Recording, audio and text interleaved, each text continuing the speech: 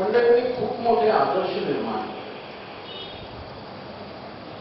व्यावसायिक जीवनातले त्यांचे आदर्श होते, पण त्या व्यतिरिक्त समाज जीवनामध्ये सुद्धा त्यांनी जे कार्य केलं होतं ते आदर्श आमच्यासमोर होते.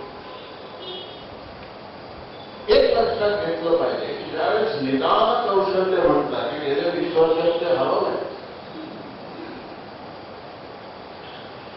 पण जवळजवळ 1980 पर्यंत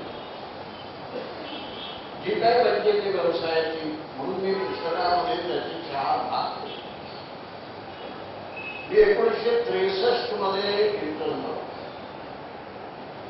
त्यावेळेस कुठलाही रुग्ण आला की पहिल्यांदा त्याची संपूर्ण त्याचा इतिहास, त्याची शारीरिक तपासणी केल्यानंतर तुमचं वैकल्पिक निदान करावं लागायचं आणि त्या निदानाला अनुसरून आमच्याकडे ज्या काही तपासण्या त्या काळात होत्या, म्हणजे बेएम, IVP तेवढ्याच आमच्याकडे होत्या, त्या करून घ्यायच्या आणि निदान बरोबर आहे का नाही ह्या करता तपासण्या. 1978 साली पहिल्यांदा एंडोस्कोपी आणि अल्ट्रासोनोग्राफी. मग हळूहळू हे क्लिनिकल इन्व्हेस्टिगेटिव्ह मेडिसिन व्हायला. 1990 नंतर रॅट, कॅट, मॅट, कॅट काय असेल ते सगळे स्कॅन्स यायला. ते हळूहळू इन्व्हेस्टिगेटिव्ह क्लिनिकल मेडिसिन झालं आणि 2000 नंतर तर आता इन्व्हेस्टिगेटिव्ह मेडिसिन राहिलाय. तपासणी किंवा निदान करतं ते इन्व्हेस्टिगेशन डॉक्टर नाही. ही परिस्थिती बदलली. आमच्याकडे आम्हाला इथे माझे काही विद्यार्थी बसले, मी ज्यावेळेस शिकवायचो त्यावेळेस निवड इतिहासावरच पुढे अर्धा पाऊण तास त्यांना लागता येतो, कारण जर नीट त्या रुग्णाचा इतिहास विचारला नसेल तर माझे विद्यार्थी तेवढे सांगायचे की आजच्या दिवस आता पुढे करा, आता पुढे शिकवा. कारण एखाद्या व्यक्तीचा संपूर्ण इतिहास माहीत असणं आणि त्याच्यानंतर बारकाईने शारीरिक तपासणी केलेली असते की त्या अनुषंगाने आपल्याला बऱ्याचशा काही गोष्टी कळतात. कोणी मला सांगायचा प्रयत्न केला की तंत्रज्ञानाने आमची पंचेंद्रिय बाजूला सारली आहे, हे मला कधीही मान्य होणार नाही. आणि पंचेंद्रियाच्या व्यतिरिक्त वैद्यकीय व्यवसाय गुण लागतो. हा संपूर्ण व्यवसाय आडाख्यावर आहे. लक्षात घ्या, हा गणिती व्यवसाय नाही की 2 अधिक 2 4. या व्यवसायामध्ये प्रत्येक व्यक्ती, तिची प्रकृती, ती द्यालेली उपचाराला साथ देणार आहे, हे सगळं भिन्न असतं. आम्ही आडाखे लावलेले आहे. आता हे एक शब्द मला फार ऐकू येतो, हसून येतो, एव्हिडन्स बेस्ड मेडिसिन. हा कोणी तयार करायचा? आपल्या अनुभव सिद्ध जे असतं हे आम्ही शिकत जातो, ते आम्ही ज्येष्ठांकडनं शिकतो. सगळी डोकंपट्टी केल्यानंतर एखादे डॉक्टर अक्षर देसाई यायचे आणि ते काहीतरी वेगळं दाखवून जायचे, तेव्हा वाटायचं की अरे मग आम्ही त्यांना प्रश्न विचारला करण्याचे don't ask me this fingers same. अशी काही कामच कल्पना झाली आहे की आधुनिक तंत्रज्ञान आल्यानंतर आपली पंचेंद्रियाची काही गरज नाही. मग कॉम्प्युटरचा तुमच्या समोर बसवायचा, आपण बसवायची गरज काय? ही चूक आहे.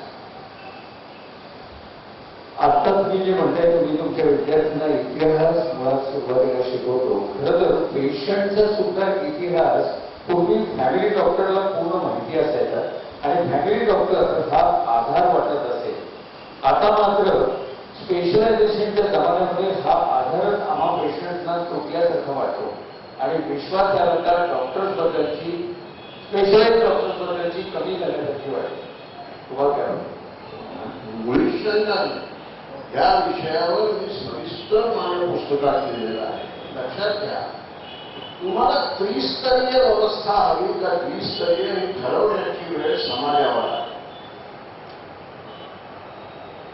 वैद्यकीय व्यवसायाला त्रिस्तरीय नको आहे,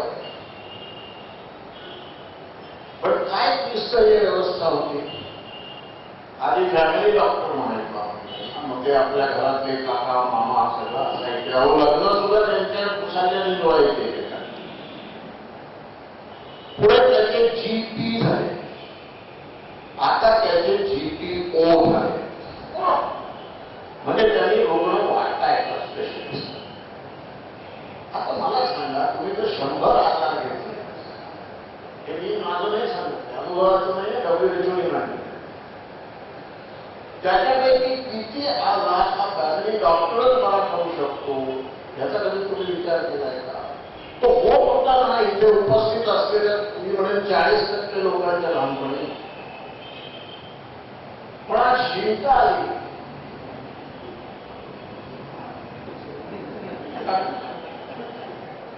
देवीच्या साडीवरनं घसरला पाठ टाकली. काय चाललंय? मला असं वाटतं याच्यात वैद्यकीय व्यवसाय बदल करणार नाही. त्याच्या मागची कारणं चालू.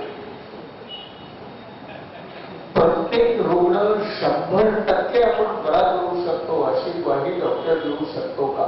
कधीच नाही. तुम्ही एक लक्षात घ्या, आणि हा मुद्दा फार महत्वाचा. वैद्यक शास्त्र हे कॅल्क्युलेटेड रिस्क, म्हणजे थोडीशी जोखीम घेऊन व्यवसाय करण्याचं शास्त्र आहे. ते कसं समजून घ्या. एखादं औषध निघालं तर त्या औषधाचे 1 ते 2% किंवा 3% दुष्परिणाम होतात. हे औषध देताना आम्हाला माहीत असतं. शस्त्रक्रियेनंतर किती टक्के त्या शस्त्रक्रियेतनं काहीतरी कॉम्प्लिकेशन्स होतील हेही एव्हिडन्स बेस्डच्या थ्रू आम्हाला माहीत असतं. पण तिथे काय तात्विक वाद केला जातो की जर 3% अपायकारक असेल तर 97% दूर काय. आणि हे जनरलायझेशन आधुनिक वैद्यकशास्त्रात झालेलं आहे, हे लक्षात ठेवलं. त्याच्यामुळे एखादा रुग्ण एखादा व्याधीचा आवाज त्याला एखादा उपचार जो अतिशास्त्र संमत आहे तो दिला तर ते सगळेच रुग्ण तसेच त्याला प्रतिकार किंवा प्रतिशक्ती त्यांची असेल असं नाही सांगितलं. हे लक्षात ठेवायला पाहिजे आपल्याला. आणि कोणीच म्हणू शकत नाही तुम्ही आम्हाला तर असं सांगितलं जायचं की शस्त्रक्रिया तिथे मला आठवत आहे की लस काढताना सुद्धा पेशंटला काही होऊ शकते. हे लक्षात ठेवा. त्यामुळे तिची काळजी घ्यायची ती तुम्हाला घ्यायलाच पाहिजे. इतक्या वर्षाच्या जवळजवळ 50हून अधिक वर्षाच्या रुग्णसेवेच्या मध्ये इतक्या वर्षानंतर रुग्णाकडे पाहण्याचा एक डॉक्टर म्हणून तुमचा दृष्टिकोन बदललाय असं मला वाटतं. माझं मुळीच बदलला, पण व्यावसायिकांचा बदललाय असं वाटायला. मी आहे तिथेच आहे अजूनही. निवृत्त होऊन 12 वर्ष झाली. केम मध्येच जातो आणि जातो. प्रश्न असा येतो की मला असं वाटतं आमच्या व्यवसायाचा केंद्रबिंदू रुग्ण आहे, रुग्णालय. मग तो रुग्ण सार्वजनिक रुग्णालयात असो, खाजगी रुग्णालयात असो का सप्ततारांकित असो, तो रुग्णच आहे. त्याच्यामुळे रुग्णाकडे बघायची तुमची दृष्टी बदलली तर रुग्णालयाच्या व्यवस्थापनाचीही बदलते. पण शेवटी रुग्ण आणि वैद्यकीय व्यावसायिक हे 2 महत्वाचे घटक आहेत. आणि 2 महत्वाचे घटक कुठल्याही सार्वजनिक रुग्णालयात आहेत. ते म्हणजे परिचारिका आणि निवासिका. हे 4 लोक मिळून ते रुग्णालय धरून ठेवतात. 52 वर्षाच्या वैद्यकीय वाटचालीमध्ये 40 वर्षाहून अधिक काळ केनियमच्या विशिष्ट वॉर्ड शीटमध्ये निर्मित आहे. या वॉर्डनं एक पुस्तक लिहिण्यापलीकडे आणखी काय दिलं? कसं आहे, ज्यावेळेस मी निवासी डॉक्टर होतो त्यावेळेस त्या वॉर्डात मी प्रवेश केला. त्यावेळेस शस्त्रक्रिया शिकत चांगले गुरु मिळत गेले. पहिले गुरु भेटले मला ते डॉक्टर CS ओळा. आणि मगाशी जो प्रश्न विचारला गेला त्यांचं उत्तर मी पुस्तकात दिलं. मी पहिला आलो होतो माझ्या वर्गाला, मला पहिली पोस्ट मिळणार आणि त्या काळामध्ये 60चं दशक डोळ्यासमोर आणा, फार सीएस केलं नाही तर तुला काही अक्कल नाही असा एक जनरल समोर होता. आणि माझ्याही मागे तशी माझी सांपत्तिक स्थिती बरी मी जाऊ शकतो. म्हणून मी डॉक्टर सीएस मोरांकडे गेलो की मला इथे पहिली पोस्ट मिळते एमएसटी, पण सगळे म्हणतात फेलोशिप केली पाहिजे. मी काय करतो ते शांतपणे त्यांनी माझ्याकडे पाहिलं आणि म्हणाले, there is a barber in भेंडी बाजार and there is a barber in Taj Mahal.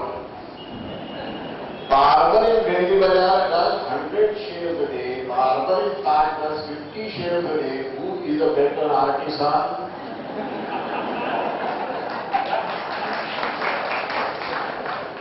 म्हणाले, I have gone all over the world. They do very little work there. People get a degree, haven't worked, you work here, sharpen your fingers and hand and kitchen, you will be a better servant. म्हणून सुद्धा मी इथे मी काही एक दोन व्यक्तिगत गोष्टी विचारतो आणि पुन्हा वैद्यकीय गोष्टींकडे होतो. मध्ये काही व्यक्तिगत गोष्टींकडे येतो आणि पुन्हा वैद्यकीय गोष्टींकडे जातो. माझे कसे वाटणार बापटांकडे एकूण किती डॉक्टर आहेत? बापट घराण्यात एकूण किती डॉक्टर आहेत? एकूण आश्चर्य मला वाटलं की जीएस मेडिकल मध्ये 13 3 पिढ्यांचे आणि माझ्या घरात काय तो 3 पिढ्या. म्हणजे माझे वडील जीएस मेडिकलचे, मी जीएस मेडिकलचा आणि माझी दोन्ही मुलं जीएस मेडिकल. म्हणायचा काय म्हणायचं माहित नाही, आम्ही त्या बुद्धीने इतके चाललो होतो असं वाटत. तुमचा जन्म पुण्याचा, बालपणीचा काही काळ आजोळी पुण्यामध्ये गेला, तर तुमच्या जगत निर्णीमध्ये नक्कीच पुण्याचा वाटा असणार. काय नेमके पुण्याचे संस्कार झाले? स्पष्टपणा सोडून नाही, त्या काळचं पुन्हा तुम्ही लक्षात घ्या. साधारण हा काळ 49-51 असा.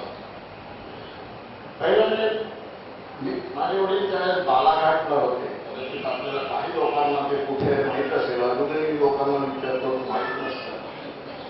पण तिथे माझा 1ली-2रीचा अभ्यास घरातच करून घेतला आणि मग त्यांना असं वाटलं की जरा ह्याला चांगल्या शाळेत पाठवायचं म्हणून माझी रवानगी आजोळी पुण्याला जिमखाना. त्यावेळेस मला आठवतंय आत्ताच्या सारखी माझी पण त्यावेळेस 3रीची प्रवेश परीक्षा चिंचोळे सरांनी घेतली होती. बाल शिक्षण म्हणजे 3री, 4थी, 5वी पुण्यात. तर माझ्या दृष्टीने तो अतिशय महत्वाचा काळ. एक म्हणजे मी पहिल्यांदा घराबाहेर आई वडिलांच्या आजी आजोबा होते, पण तिथे जरा शिस्त फार होती आणि त्या शिस्तीचा खरोखर उपयोग झाला. कारण माझे आजोबा हे ब्रिटिश काळात एक्झिक्युटिव्ह इंजिनियर होते. त्याच्यामुळे त्यांच्यामध्ये एक सुंदर साहेबी आणि आपले संस्कार सुंदर मिलाप होता. त्याच्यामुळे संध्याकाळी 7 वाजता पर्वाच्या माण्याची सुरुवात करायची, ते 8ला उत्तर डायनिंग टेबलवर जायला पाहिजे वगैरे असं ते बरंच शिस्तीत काम होतं. आणि त्याच्यामुळे मला खूप काही रामरक्षा तिथले काही अध्याय वगैरे पाठ आहे. हे जे काही संस्कार आले आणि त्यांच्या काही म्हणी मला अजूनही पाठ. ते इंग्लिशमध्ये म्हणी सांगायचे की first deserve and then desire. आणि मला एक त्यांची गोष्ट फार आवडायची, त्यावेळेस कुतूहल वाटायचं म्हणजे असं का म्हणतात. The easiest word in English is thank you and the most difficult is sorry. Learn to say sorry. आणि आता मला वाटतंय की to say sorry is to impostate. It was something wrong. आणि असे खूप काही म्हणे कानावर गेलेले आहेत. त्याच्यामुळे तो दृष्टीने फार महत्वाचा काळ होता आणि तो वाचला असेल की मी आता तुम्हाला आश्चर्यच वाटतं बाबा ते वर्ग 2 वर्षाचं झालं की लोक शाळा शोधत आहेत. पण मी मॅट्रिक पर्यंत 7 गावात 7 शाळा आहेत. आणि आता दिसतो ना अगदी मगाशी सांगितले की नुसत्या जीएस मध्ये 3 पिढ्याचे 13 वापर बसले होते. तर घरातल्या मेजॉरिटीमुळे तुम्ही दोघांना मेडिकलला आलात का वैद्यकशास्त्राची आवडच होती आणि नसली तर काय व्हायचं मनात होतं? खरं म्हटलं म्हणजे माझा पहिला चॉईस होता आर्मी नेव्ही. ते मध्यंतरी महाराष्ट्र टाइम्समध्ये मला काही लोकांनी राहून गेलेली गोष्ट राहून गेलेली गोष्ट म्हणून. आणि मी सिलेक्टही झालो होतो नॅशनल डिफेन्स अकॅडमीला. अर्थात त्या काळी आईमुळे आर्मी पहिला, नेव्ही दुसरा, एअरफोर्स तिसरा. आणि तुम्ही कल्पना करा की ही गोष्ट 1957 सालची. त्यावेळेस एअरफोर्स अशी वाढत होती भारताची. आम्हाला शेवटच्या इंटरव्ह्यूत विचारलं की तू एअरफोर्समध्ये जाणार. त्यावेळेस एअरफोर्स पर्यंत घेऊ म्हणतो. त्या वयात मी